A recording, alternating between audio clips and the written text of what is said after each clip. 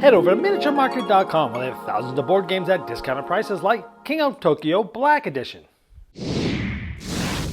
Hello my friends, it's the Game Boy Geek here. Today we're going to be going back to King of Tokyo, but we're actually going to be going forward because this is a new version. It's sort of a collector's edition called King of Tokyo Dark Edition. Now, I'm going to show you the new mechanism that's in the game, as well as showing you side by side the old version or the standard version with this new version.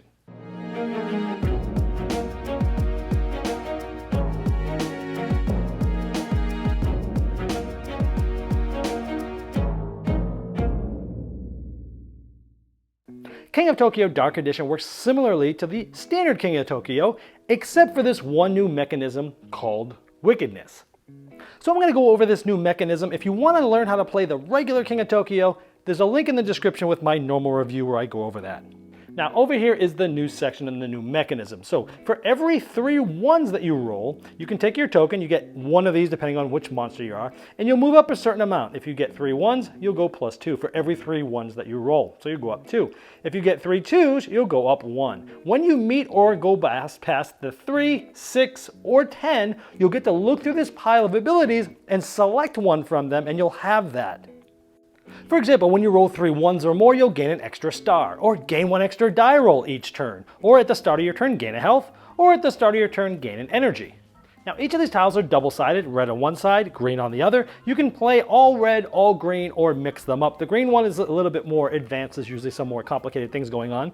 For example, we have Underdog. When you smash a monster, if that monster has more stars than you, you steal 1. Or Final Roar, if you're eliminated from the game with 16 or more stars, you win the game instead. Or Barbs, when you roll at least 2 claws, you gain a claw. And then there's different things like Poison Spit that brings out different tokens and such. Now when you get to the 6th portion of that Wickedness track, you can get one of these, which is like gaining an extra die, buying power cards that cost you 1 energy less. You can have up to 12 health and you can fully heal whenever you get this tile, or all of the monsters lose 4 stars, but then you discard that tile. Now the backsides of those do different things, like you basically get to duplicate somebody else's card that says keep on it that they may have. This one is you get 1 star at the beginning of each turn. Here when you get this, you gain a star for each keep card you have, and every time you buy any power card you get a star. And this when you move into King of Tokyo, you essentially all of the monsters lose a star. Now if you get all the way to the 10 on that track, you can pick from these 2, which is double all your claws every turn, or gain an extra energy for each energy and 1 extra heart for each heart that you roll, so it's, moving things forward quickly. And on the back sides of those, you get +2 health and +2 energy, and then you take another turn, but then you discard this. It's sort of a final push. And this one is +12 energy, then discard the card. So those are really powerful when you get all the way to the top. And remember, you're moving up these tracks by keeping 3 ones or 3 twos, and so it sort of incentivizes you to go for the lower point numbers in this game. So the rest of the things I'm going to show you are just the difference in the graphic design and such. The older standard versions on the left and the new collector sort of dark edition is on the right. There's the box.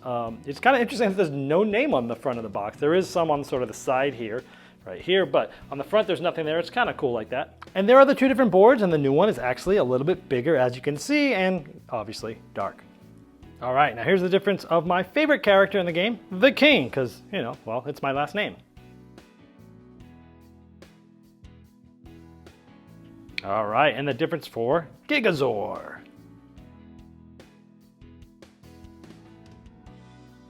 And the difference for Mecha Dragon.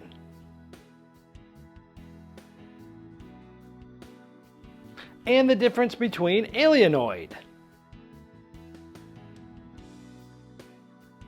The difference between the Kraken.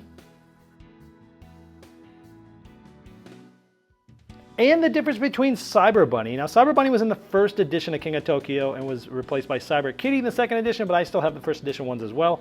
So that's the difference between those.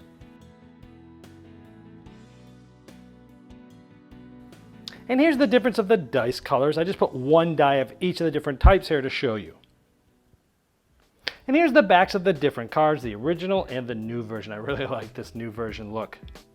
Now here's the other side of those cards with the new ones on top and the standard King of Tokyo on the bottom, just so you can get a feel for the different artwork between the 2 different styles of games. Now the energy I really like in the new version, because in the old version it's just cubes, and the new version actually looks like the energy symbol. And for the last aspects, we have the different tokens, the new ones up top and the standard ones on the bottom. We have Smoke, Shrink Ray, and Poison. All right, well, there you have it. Well, obviously it has a new look, which from what I saw this at Gamma for the first time, and I talked to a lot of people there, and it seemed like a lot of the convention goers there seemed to like this better. Now, this is going to be very subjective.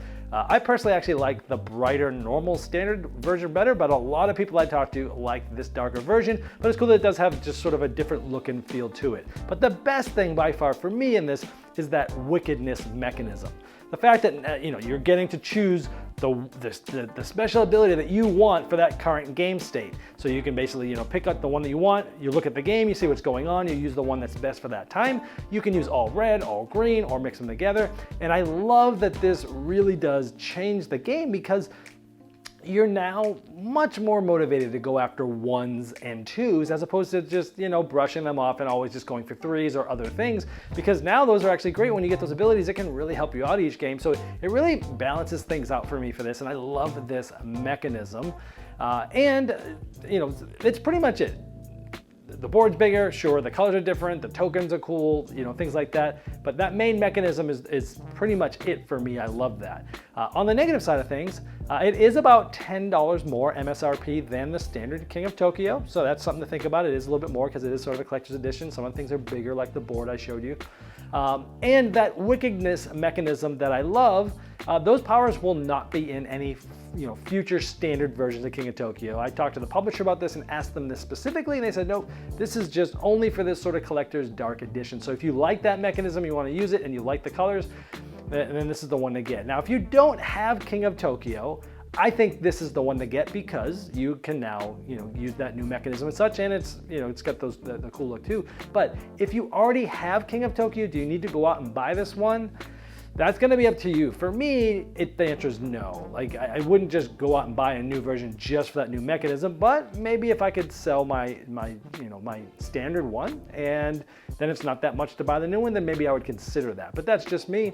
Hopefully you should know now whether or not this is for you. This has been the Game Boy Geek, breaking down barriers, growing relationships through board games by helping you find the next one you'll love. Lucky Duck Games has launched a brand new online shop and are offering you, my viewers, a special discount. During checkout, use promo code GameBoyGeek10 and you'll save 10% on the price of your games. On the Lucky Ducks game shop, you'll find exciting new releases such as Tang Garden, which I recently reviewed, and the link is below, and It's a Wonderful World, as well as award-winning games like Chronicles of Crime, which is one of my favorite cooperative games of all time, and Vikings Gone Wild. So why not visit LuckyDuckGames.com now and find something new to play?